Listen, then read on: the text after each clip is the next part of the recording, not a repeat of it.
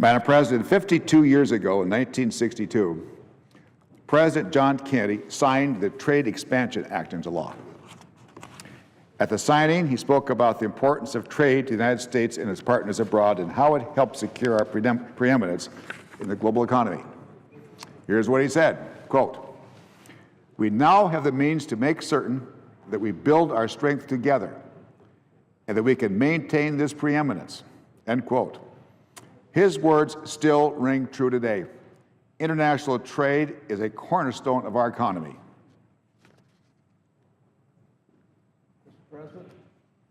Madam President. Senator from Utah. My friend from Montana is absolutely right. International trade is crucial to America's economy. Last year, exports supported 9.8 million American jobs, including 25% of all manufacturing jobs. Jobs created through trade are good jobs. On average, U.S. plants that export overseas pay their workers up to 18% more than non-exporting plants. They increase employment 2 to 4% faster than non-exporting plants. But we can do even better. More than 95% of the world's population and 80% of the world's purchasing power is outside of the United States. To succeed in today's world, our farmers, ranchers, and job creators must be able to fairly access the world market. Madam President. Senator from Montana. Madam President, I hope everyone listened to my good friend's words. I mean, he made very important points, statistics I think most Americans are unaware of. And if they were to think about it more, we realize the importance of trade. We export so much more now. It's such a larger percent of our economy. There's such good paying jobs. Frankly, I'm perplexed that more Americans don't want to work harder to get trade agreements passed so we can export more and create more good paying jobs in America. I might say, Madam President, that today we have a bold plan to strengthen our trade ties with nations across the Pacific and with Europe. What's our goal? Our goal is to seize new export opportunities so we can boost our economy and create jobs here at home. We all know the big to and fro here with unemployment insurance, Madam President. The key really is to have fewer people unemployed.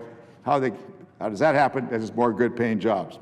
And there's a first step we can take to make that happen. That first step, though, is something we have to do so we can act on our trade agenda. And what is that? It's called Trade Promotion Authority, otherwise known as TPA. And that's why this afternoon, Senator Hatch and I introduced the Bipartisan Congressional Trade Priorities Act of 2014. Mr. President, Madam President. Senator from Utah. Our own bill will help guarantee these landmark trade deals get done and get done right.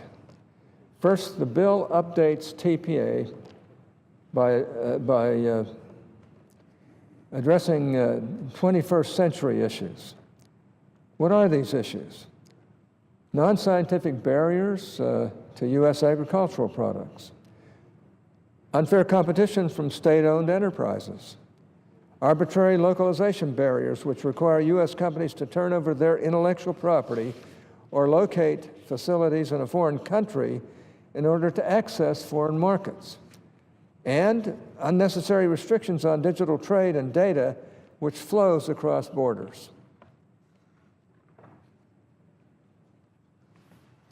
That's right, Madam President. Our bill also addresses critical issues such as labor, environment, and innovation. For the first time, currency manipulation.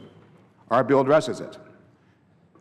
Senator Hatch and I worked with our good friend across the aisle, across the hallway here in the other body, our friend Ways and Means Chairman Dave Camp, to carefully craft these negotiated objectives and ensure that Congress is a full partner in trade negotiations.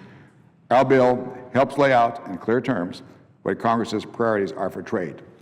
It's our opportunity to tell the administration and our partners overseas what we must see in an agreement if it is going to be approved by Congress. It boosts congressional oversight, it increases transparency in trade negotiations, and it gives every member of Congress the right to a strong voice in the process. Madam President, I want to praise the distinguished chairman over in the House of the Ways and Means Committee. He's worked long and hard on these issues, and I think is a great partner to not only the two of us, but to every senator in the United States Senate. What the senator from Montana has just said is absolutely right. Our bill empowers Congress, but it also empowers our negotiators. Its approval will help them conclude high standard agreements that will open new markets for U.S. exports, ultimately bringing more jobs and economic growth to the United States. Lastly, before I turn back to the chairman, I just want to say again how critical this legislation is for our nation, and to commend my friend from Montana, the distinguished chairman of the Finance Committee, for working to make Trade Promotion Authority a reality. He's always been a tremendous leader on international trade, and I'm glad to stand by his side to ensure the Finance Committee and the Senate considers this job-creating legislation in a fair, thorough, and expeditious manner. Madam President, I say thank you very much to my good friend from Utah. As President Kennedy said 52 years ago, this is about working with our trade partners to build strength together. It's about maintaining U.S. preeminence. And that's why TPA is so important, because it makes our job-creating trade agenda work, and it helps secure the future. I yield the floor. Madam President, Senator from Utah. I ask unanimous consent that Kevin Rosenbaum, detailee to the Senate Committee on Finance, and Stephanie Deary, clerk to the Senate Committee on Finance, be granted the floor privileges for the duration of the Congress. Without objection. Thank you. With that, I yield the floor.